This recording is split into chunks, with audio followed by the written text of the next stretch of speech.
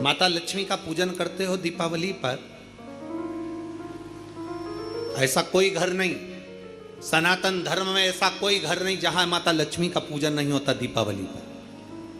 31 अक्टूबर को जब आप माँ लक्ष्मी का पूजन करोगे, माता लक्ष्मी की जब पूजन करो, जैसी आपके यहाँ पूजन होती है, जैसे आपके पूर्वज करते आए, जैसे आपके घर के ब्राह्मण देवता, जैसे आपके नगर के ब्राह्मण देवता जिस भाव से पूजन कराते हो, ब्राह्मण पूजन कराने आते हो तो ठीक, ना आते हो तो आपके घर में आप स्वयं जैसे माता लक्ष्मी का पूजन करते हो वैसे करो। पर 2 दिन जो आपने धनतेरस पर जो सिक्का रखा है थाली में, वैसा की वैसा ही सिक्का आपने रूप चौदस के दिन थाली में रखा है, वही की वही थाली दीपावली के दिन भी पूजन में जैसी आप पूजन जमाते हो वैसे की वैसे ही जमाओ, जैसे करते हो वैसे की वैसे ही करो। पर साथ में वो पूजन की थाली एक पाटे पर लाल वस्त्र बिछाकर चौक पूर कर बड़े प्रेम से अन्न का दाना रखकर वो थाली वापिस रखिए।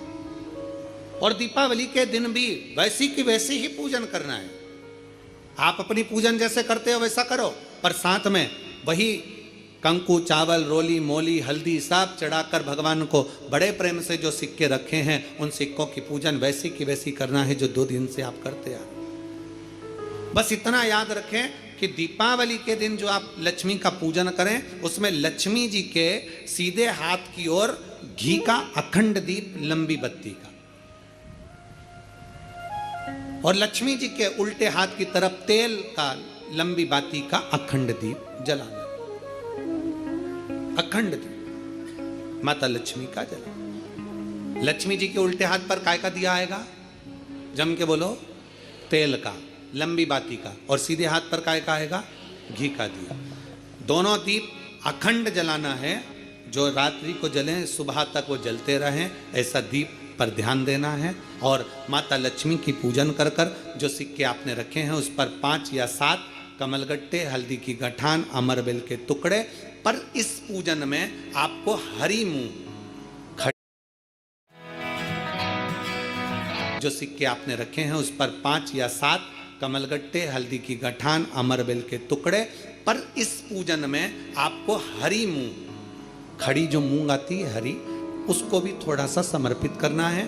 और खड़ा धना और गुड़ की थोड़ी सी डली, ये भी समर्पित करना।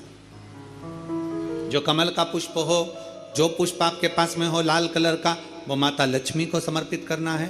चावल सफेद नहीं, पीले कलर कर भगवान माता लक्ष्मी को समर्पित करना है। हल्दी और कुंकु माता लक्ष्मी को समर्पित करना है।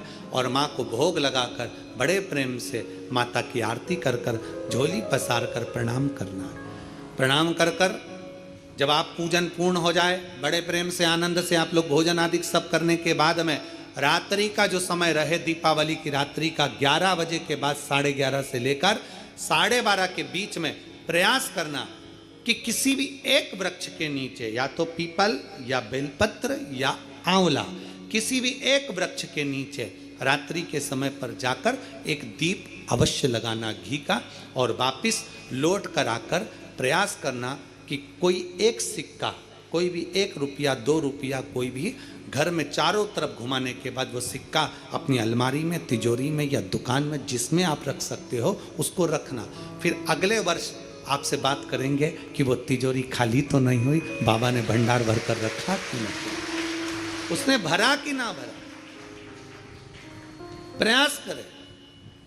लक्ष्मी पूजन का बस पूजन जैसे करते हो, आपके जैसे ब्राह्मण ने बता दिया, जैसे माता पिता ने बता दिया, जैसे पूर्वजों ने बता दिया, जैसे घर में करते आए हो वैसी की वैसी लक्ष्मी पूजन करो। ज़्यादा ढोंग प्रपंच में नहीं पड़ना, किसी ने कहा ऐसा कर दो ना, किसी ने कहा वैसा कर दो ना। अपने आनंद के साथ आप लक्ष्मी की साधारण पूजन जैसे करते आए हो वैसे की वैसे करो। बस वो सिक्के की पूजन आपको 5 दिन तक करना है।